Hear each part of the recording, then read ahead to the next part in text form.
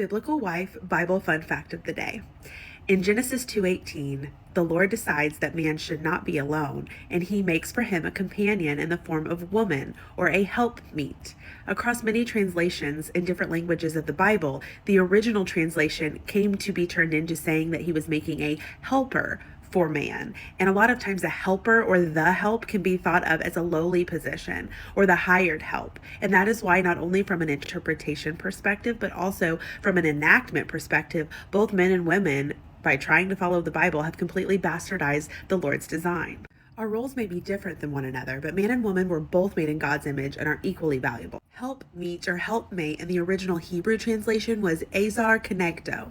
Azar not only means to help, but it means to rescue, and to rescue with strength and power. How often do we help our husbands and rescue them from poor decision making? Or maybe they're about to do something and they seek our counsel and want our ideas or our input on something. And just from the wisdom that the Lord has granted us, we are able to be a great counselor to them through Him and keep them from making future poor decisions, help them do something better the first time. My husband and I run into that all the time, and he's humble enough to admit it. But I'm also humble enough to know that he is seeking my counsel because he leads our household ultimately, and he will make the final decision, and I'll support him.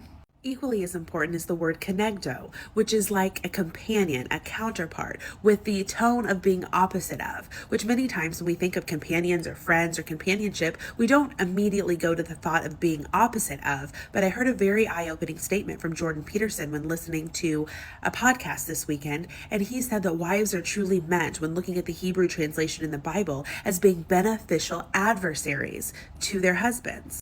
He truly said that one of the biggest things that keeps powerful men in the world, biblical, godly, powerful men, from giving in to all the temptation to do wrong or to do evil is their wives. Because by being wise counselors, the counterparts, but the opposite of, a way of seeing the world in which men cannot, we are able to keep them, rescue them from doing things that may harm them.